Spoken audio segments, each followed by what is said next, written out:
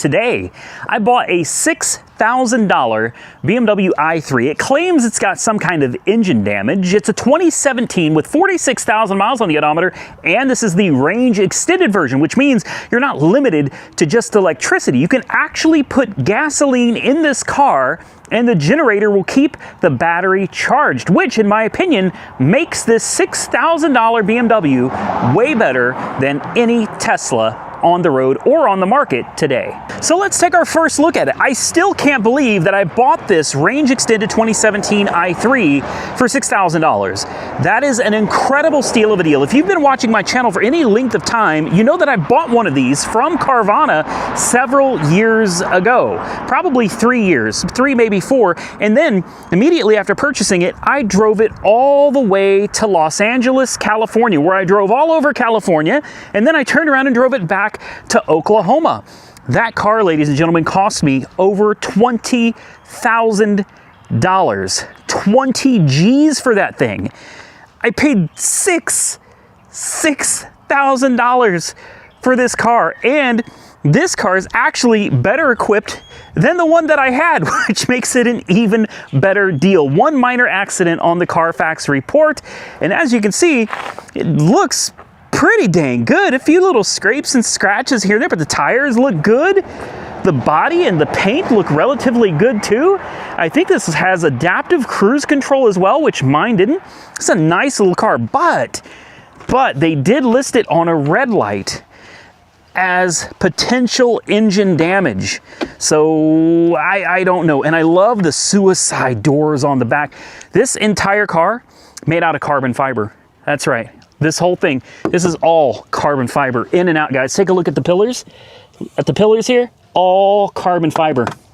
And if you go back to the trunk area here, also all carbon fiber back here too. Like seriously, this is a rigid, look at all that carbon back there. Very rigid and well built. Oh, wow. 2 chargers. 2. Yeah, wow, that's impressive. All right. So this car has so many little cool features. It's hard to get into all of them, but I think the best one is the range extender right here. I guess you gotta open it from inside the car. You also have the frunk, which gives you a little bit of space. I don't think you can open it from here though. This opens the, yeah, that opens the rear hatch. The frunk, you have to open it from in here, right there. And then that opens the gas tank. Now the cool thing about the range extender is that it's able to keep this thing running. Oh yeah, and driving. Somebody's been under here. Somebody's been all under here. All right. Lug nuts, tools. Interesting. And you probably have to have the car on to actually open the gas tank, but the gas tank is actually electronically limited. And the reason they did that was for California's CARB emissions. This had to be listed as a range extended battery electric vehicle. And unfortunately, California has a limit on how much gasoline this range extender can actually run on before it no longer is compliant in California to be an EV or a part, whatever they call it, with the range extender. So they actually, even though the tank holds more gas, it holds like 2.5 gallons, they limited it to 1.5 gallons electronically. So even though there's still gonna be a gallon of gas in the tank, the range extender will run out and the car will die and it will leave you stranded. Now, thanks to modern technology, we have little dongles that you can plug in, and with something like Beamer code, you can go into the computer, you can actually electronically unlock that additional 1.5 gallons to give you all of the range. That's right, you get all of the range. It adds a significant amount of miles to this thing, and again, the beautiful thing about this over Tesla is, with a Tesla, when you run out of electricity, you're on the side of the road. With this car, when you run out of electricity, it simply turns on the generator And as long as you keep gas in it and you're not running like 80 miles an hour down the highway, you're not running all of the, you know, heated seats and all the creature comforts of the car, you will continue driving on and you should not have any problems at all. Now let's get into this thing and let's try to figure out exactly what the problem is. Now, the interior, absolutely beautiful. Usually these things don't wear very well. Even with 46,000 miles, these things usually have quite a bit of wear on them, especially right here. Right here, for some reason, this bubbles and peels and looks really nasty. It actually looks really good. Glove compartment, and we've got our books. Lots of recycled materials in here, guys. And this one has the big screen. There are two different screen options. One is this giant one, and the other one has a tiny little screen right in the middle of it. So this is definitely an upgraded model. Here's the sticker. So I haven't seen this yet. This is all new to me. We got one key with it right here. And I think you got to close the doors on these to start them. You push this start button and it comes to life. Oh, the engine just kicked on. So it must have no, must have no battery. No, it's out of range. It's out of range. Yeah. Okay, I do hear a slight noise from the Rex. Doesn't sound like anything crazy. There's your energy flow. Can you guys hear that? Oh, why is this seat like this? You can certainly hear it. So the problem that we have right now is the battery's out of juice. There's no juice in this battery. We could run it on gasoline alone, but instead, what I'm gonna do is I'm gonna take it into the shop. Do we not have a backup camera? There's no backup camera? It's got backup sensors, but no camera, really.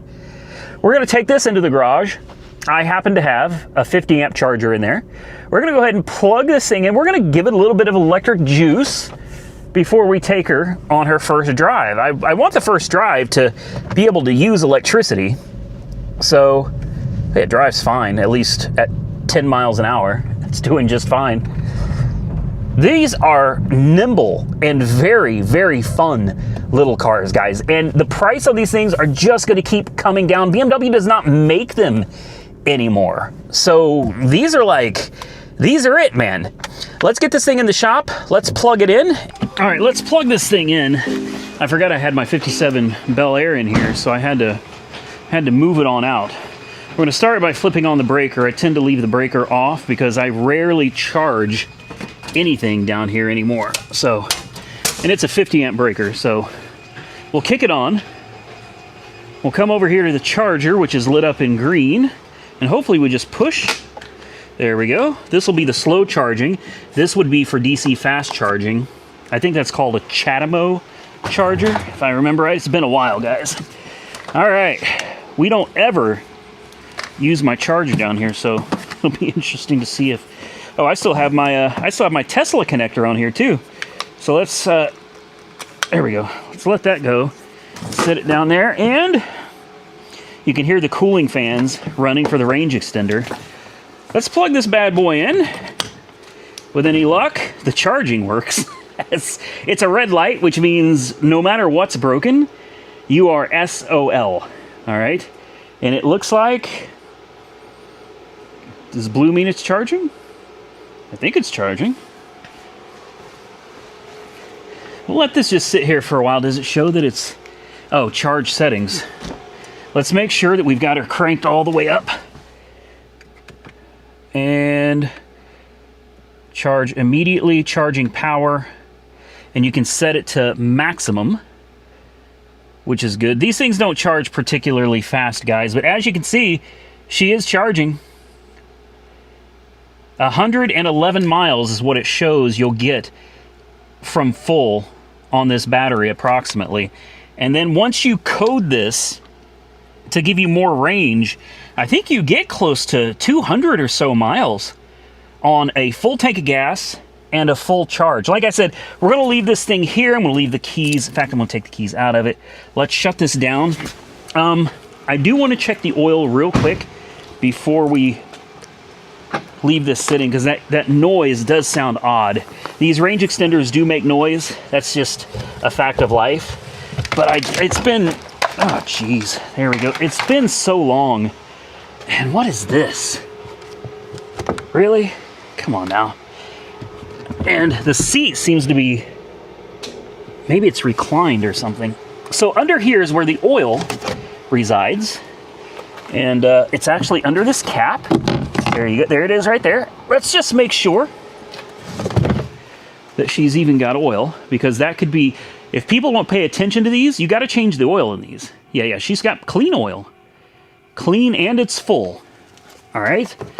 So now I can stop being concerned that any noises that I'm hearing are coming from an engine with no oil. Ah, look at this.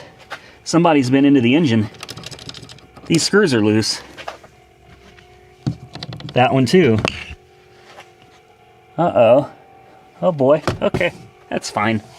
That's fine. So nothing to be concerned about at all. The fact that somebody's been under the engine cover.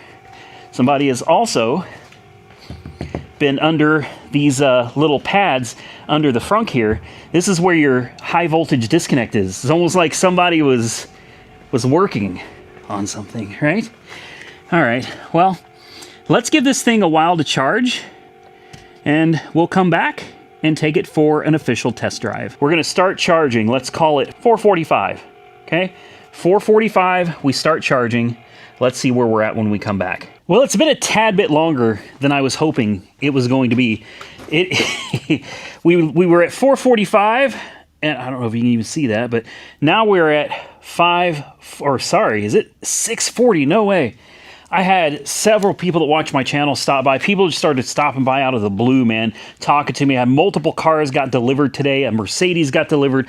This thing got delivered, and it's been a day. Let's see, after almost 2 hours, where it's at on a home charger. Now remember, if you're driving and you connect to a fast charger, completely different scenario. But as you can see, it now has, hey, come back. It had 54 miles. I also took the liberty of filling up the gas tank, and the gas tank now has 64 miles of range. I think what we should do now is, you've seen in 2 hours, we've managed to gain like 50 miles of range at home. Now that's not too bad considering it's at the house. There we go. We can put this to the side. Now I think what we should do is, number one, take it for a test drive. We're going to do things a little different in this video. Instead of just going the usual 10-mile run, there is a charging station, a fast charger, DC fast charger that I think might have a connector that'll fit this car. It's about 25 miles away. So we're going to have to hope and pray that this car is going to be all right, because I know nothing about it. I literally drove it from the front yard into the garage, and that's it. So we're going to try to take it and drive it to the nearest charging station, and then we're going to turn around and try to drive it back. We're going to see how long it takes to charge up to probably close to full, and if we're lucky, we can get it all done before the sun goes down. All right, guys, this is going to be the first drive. I found the Francis Energy 28 minutes away, 22 miles away, and according to this, we have 54 miles of electric range, so it'll be interesting to see where that's at. Gentle, I don't want to scrape. And I scraped. It'll be interesting to see where that's at when we get there. Let's put it in park. Let's close the garage. Let me get buckled up, and we're going to be on our way. Now, it'd be great if I could figure out how to work the radio. You would think that this changes stations, but it doesn't change the stations. This is volume, 21 years of age, and it's got a killer stereo system, like no joke. But I can't figure out how to, and even if you come down here, like this takes you to presets and tone, and pushing this does nothing. So apparently we're just stuck on whatever radio station it's on. So let's see, we have Eco Pro Plus, which limits our speed to 56 miles an hour. We have Eco Pro, which limits this to 75. Then we have Comfort, which is Comfort, and that's it. So what do you think? Should we, let's just do Comfort. Let's drive it like we drive any car and see what happens. If we go into Eco Pro, we have 65 miles and 55 miles. And in Comfort, it's the same. So I guess there's no difference. Maybe you can change the radio. Can you change the radio from here? No? Great. We have cruise control, which, again, I don't know how to use any of this stuff. Turn signals, a BC? What is that? Oh, it shows that we have 120 miles of total range. Batteries at 51%. Can we clear all this? There we go. Yeah. Let's clear all this stuff out. Clear the trip. 71 degrees. And let's get on the road. All right, let's do it to it. I got air conditioning on. I'm going to drive it just like I would drive any other car. I'm not going to treat it any differently. From sitting, we've lost a little bit of range. We're down to 52 miles. I did figure out the radio, so I'm happy to report the radio now works. And here we go. Continue on Oklahoma 59 West for 3 miles. Okay, so far so good. Steering is good. Steering is tight. I'm gonna have to figure out this cruise control. I don't know if you just push it, and then it looks like it's got, what is this? I gotta wave at these people here. The distance, the following distance between people. I can't remember what it's called, but anyway, I think you just turn this on and then what, you just set it? And then, yeah, your following distance, you can adjust it up and down, which is nice, and then hit the brakes, turn it off, and then speed limit goes up to 55, and then here shortly goes up to 65. Oh, wow. Boy, this thing moves, guys. Wow. I'm not kidding. Okay, so let's get into some specs since we're driving. This thing is 170 horsepower. I know. You thought it was going to be better than that. No, it's 170 horsepower, but it is a very small car. Now, I get a lot of people that see the way this thing looks on the outside, and they're like, man, that car is tiny. It's actually not, guys. Inside, there is a ton of room in this car. It is much bigger than you would think it is. 170 horsepower rear-wheel drive. The car is actually pretty damn peppy. It's not going to win any races, but it has no problem getting out of its own way. The scooter engine that's in the back is actually a 0.6 liter, 2-cylinder scooter engine. No joke, it is literally a gasoline scooter engine. And it's important to understand that the scooter engine does not power the wheels. Now, a lot of people get confused on these range extender cars. The engine, the gasoline engine, does not power the wheels, not ever. It is simply a generator. What happened? My cruise control, active cruise control deactivated. Maintain a safe distance. Why? What? What happened? Let's try it again. Anyway, adaptive cruise sucks. Anyway, the engine in the back is nothing more than a generator. That's it. It's literally the equivalent of throwing a generator in the back of your Tesla and running down the road.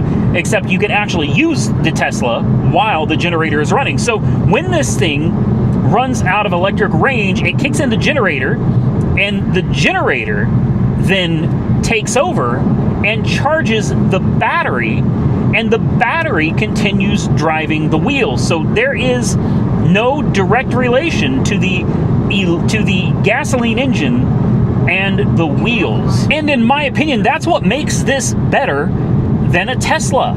You can run out of electric range and it's gonna be fine, guys. And speaking of fine, how about the way this thing is driving? There are no warning lights on the dash at all. None. It's driving perfectly fine, nice and smooth, good tires, and this car has tires that are like this wide.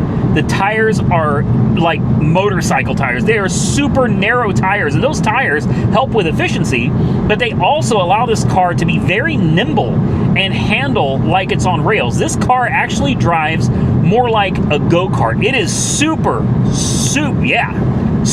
nimble, guys. It does not take much to get things done. And another thing about this car is you can easily be going over the speed limit without even realizing it. Now, in stock form, the BMW i3 Rex. The Rex is the only way to go. I would not buy one of these that has pure electric.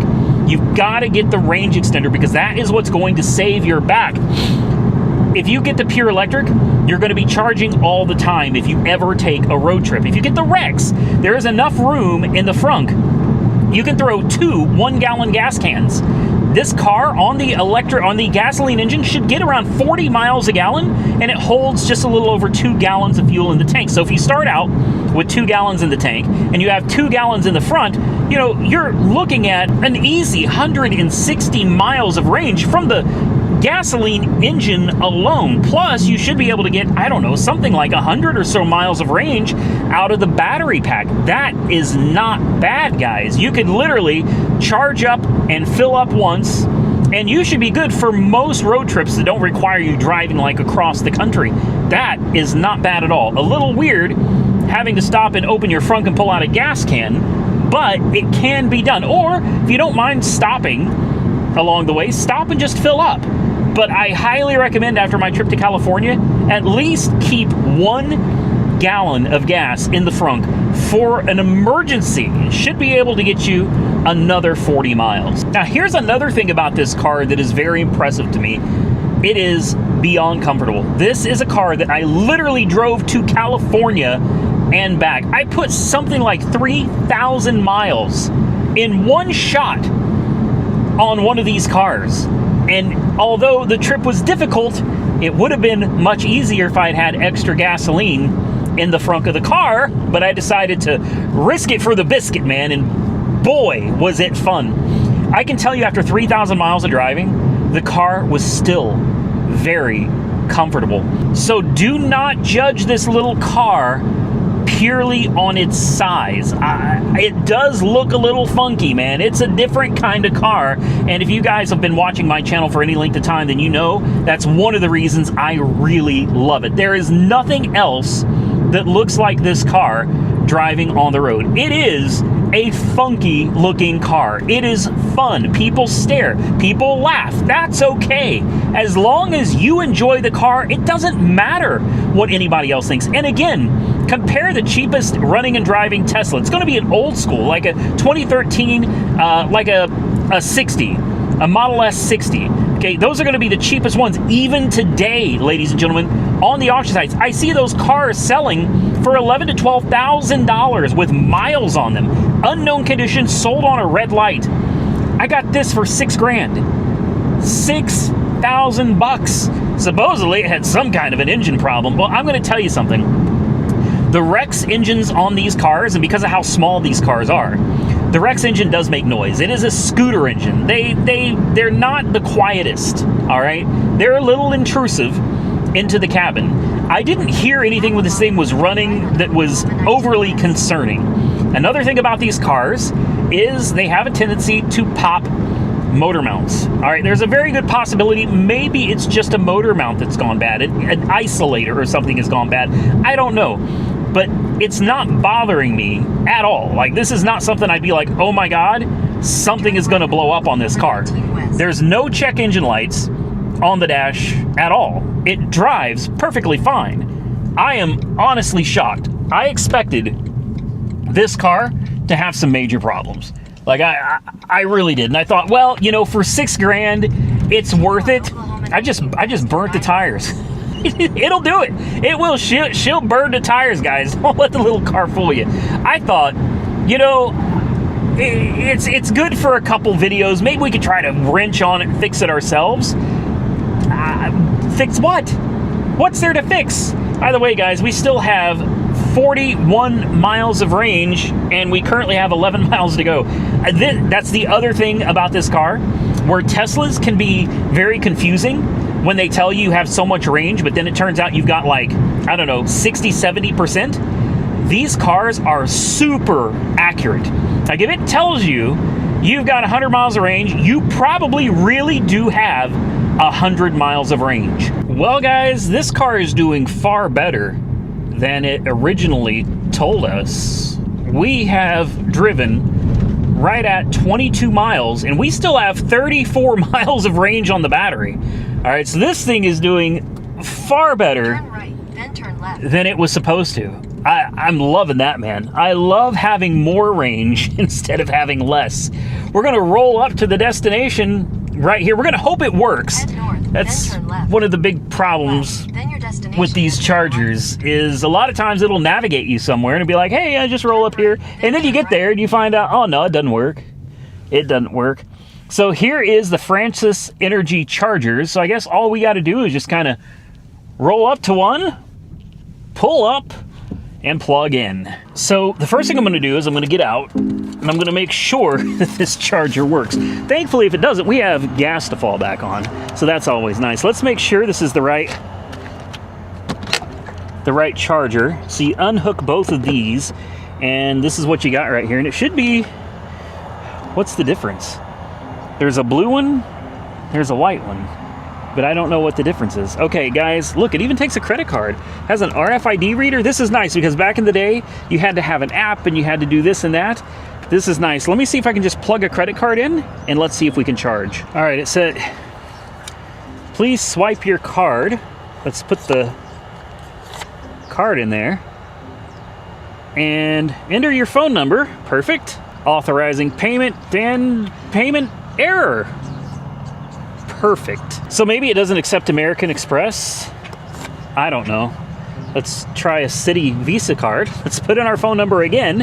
Authorizing payment and payment error. Perfect. Now there can be a learning curve to some of this stuff. I have done this a million times before, but I couldn't remember how to make this work.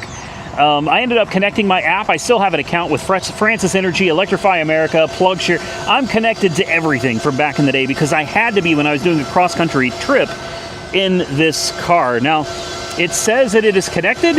It says it's initiating, maybe initializing. You can hear it ramped up, making lots of noise. And if I look at the app here, the app should tell me in use, but it doesn't say it's actually doing anything. And if you look, it's flashing orange, which means like connecting. I know on the screen it looks red, it's actually orange. Oh, that can't be good. Charge failed. and here we go. And here we go. Charge failed. So now you have to hang this back up.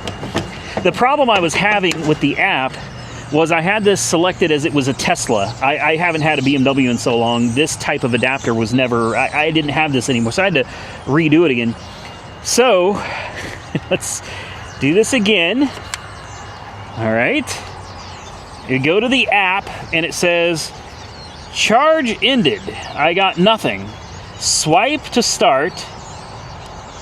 Connect the cable. All right, let's connect this big honking cable. It says, initiating. And here we are again with the screen. 200 kilowatts, man. Now this car can't charge at those speeds. I think this car is limited to like 50.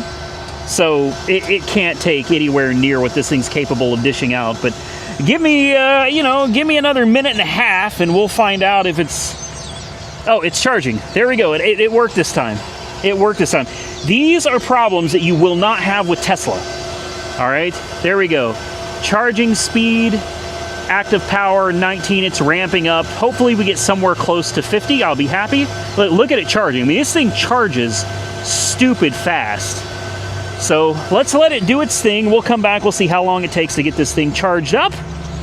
And then hopefully, without any further delays, we'll get back on the road. Oh, real quick, a lot of people think these are fog lights. These are not fog lights. There is no BMW i3 that ever came with fog lights from the factory. These are actually your high beams. Your low beams, which are laser, the BMW advanced LEDs, and then you got your high beams right there. Now, why my lights are still on, I don't know, because I'm not in the car. Oh, it's still on? Did I forget to put it in park? No? There we go. I forgot to turn it off. I thought it was going to turn itself off.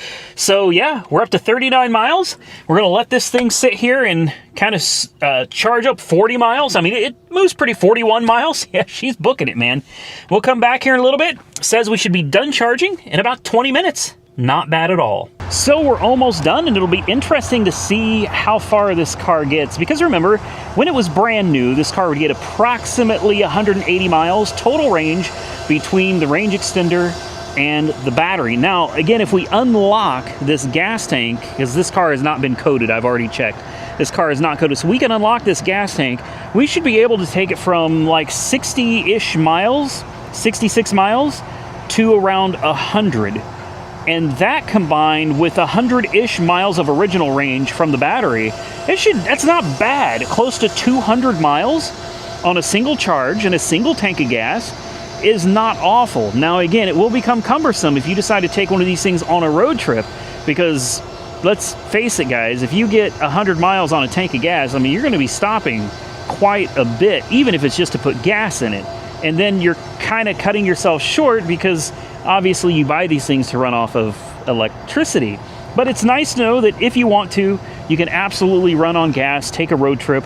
You just have to plan a few more stops. And of course, charging, if you're going to stop and charge on your road trips, guys, I'm here to tell you it's going to take a while. All right, because I've been here for 28 minutes. We started at 30% and we are almost to 100. Okay, so to charge 70% is going to take me half an hour. Now start adding that up. Like every 100 miles, you know, you're going to want to charge for half an hour? Yeah, probably not. Like I said, on a road trip, you're probably just going to run on range extender most of the time. That's probably, honestly, what I would do. Where this car shines, and what it was really designed for, was a city car. You can, between, you know, when you unlock it, you've got the battery, you've got the gas. You should easily be able to do 200 miles. You shouldn't need that on a daily basis to get around. It's great as a city car. In fact, as a city car, you could probably use it on electric only and almost never need to use the generator. Electric only in the city, this car is an absolute beast. But it is nice to know that if you wanted to take your little city car and you wanted to go on a road trip, the range extender makes it possible. Now I'm going to wait till this thing is fully charged. I'm going to let it charge 100%. We're going to find out how much it costs, because right now we have charged, I think, 19 kilowatt hours. So we're going to let it finish charging. And we're going to get in the car and we're going to see how much range it claims we have. And then I'm probably driving this home tonight because I'm very excited about this little car. So charging to 100% can be time consuming. I don't recommend you charge to 100. Seriously, you could charge like 95% and it's good. But once you get all the way up to where you're pushing 100%, we're at 8 kilowatt hours. All right, it's stupid slow. I'm doing this partly for the video and partly for my own, out of my own curiosity to find out, like, at 100%, where does this thing land?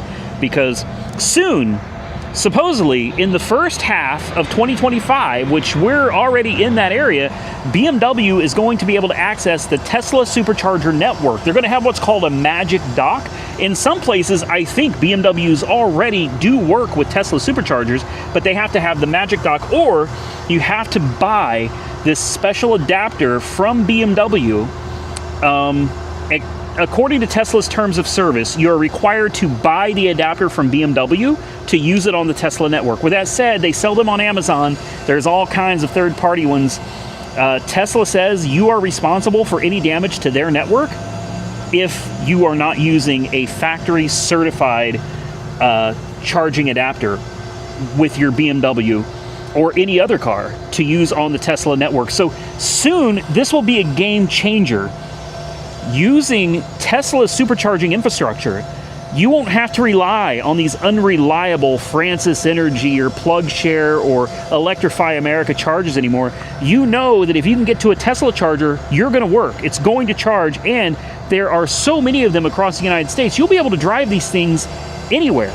Now, it will still be super time-consuming to plug these cars in and charge, but it's going to solve a lot of problems when it comes to these BMWs and other electric cars that are coming to the Tesla supercharger network very soon. So we finally charged this thing up to 100%, and it took 54 minutes, which is crazy. 54 minutes, and it was at 30%, so 70% charge.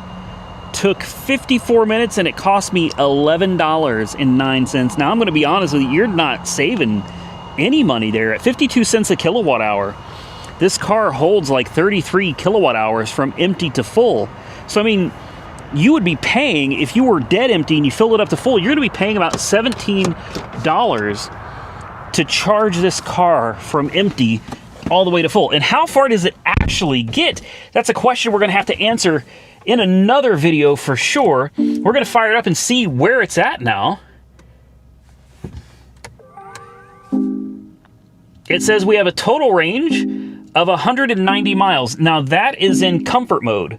So we have 115 miles of battery range, and it says 75 on gas, which is bizarre because it's only supposed to get like 66. So that's interesting, and the car is not coded.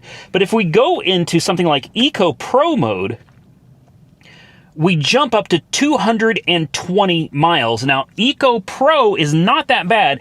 What Eco Pro is going to do is it's going to adjust your climate control. So if and when you turn on your climate control, it's going to use more ventilation and less of the air compressor in order to save energy. Same thing with the accelerator.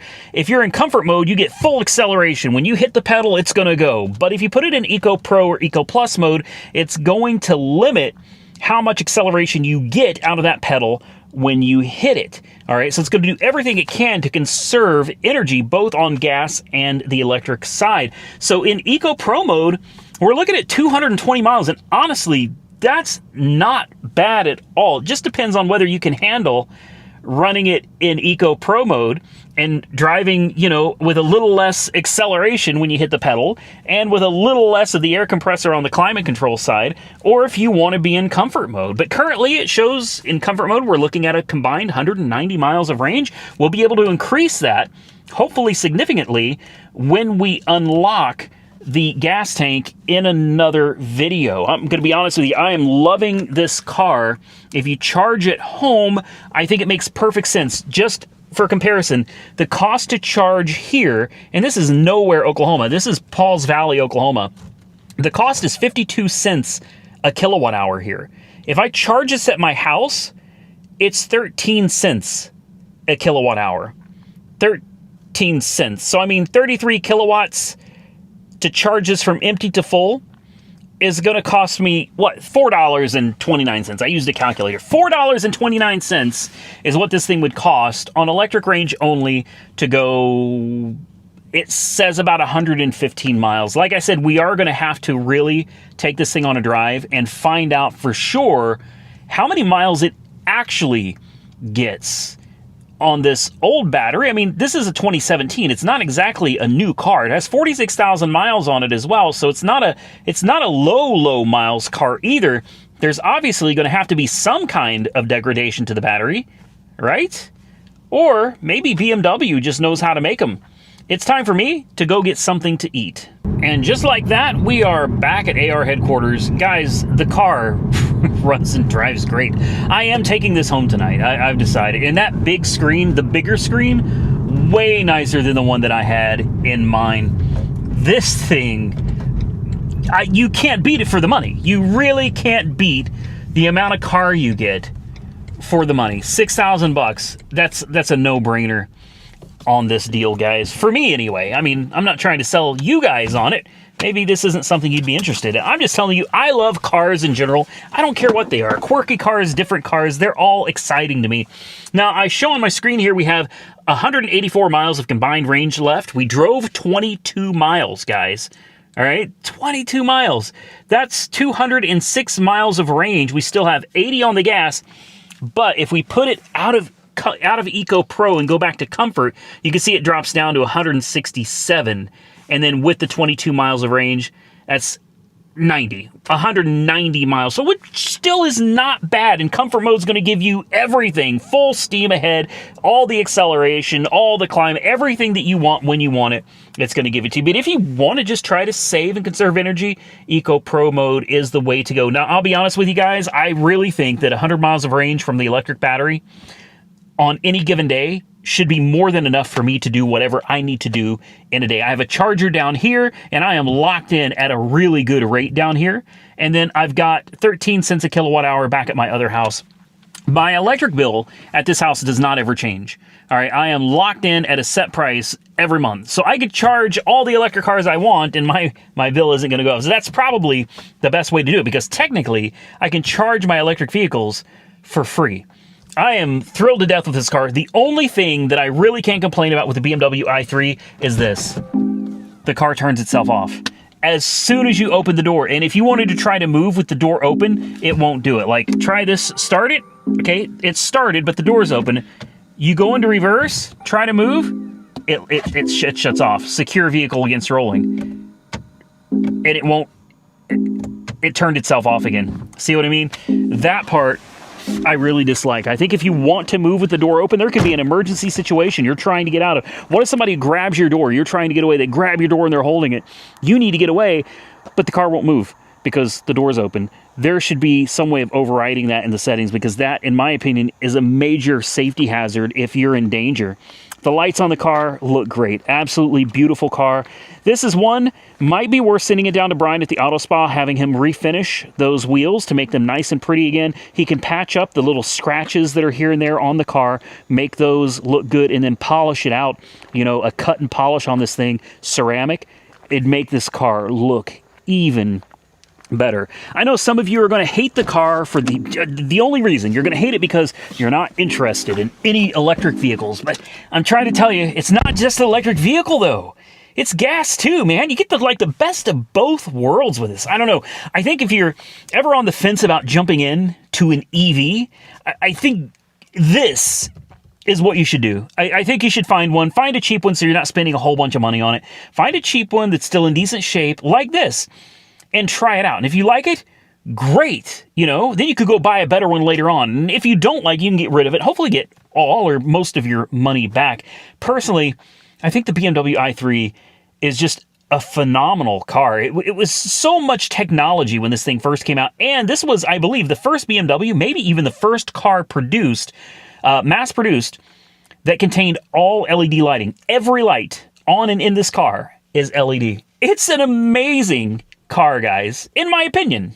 With that said, you guys are more than welcome to disagree with me in the comments section down below. I have got to find, I still have Beamer code and Beamer link. These are things that you're going to want if you have a car like this. Whether you have an i3 or not, you're going to want these things if you have a BMW, but specifically for the i3, you're going to want these because you want to be able to get in, and there is a range extender hold, which is a beautiful function on this car. You can actually change the range extender on this car from factory is designed to kick in when the battery hits 6% charge.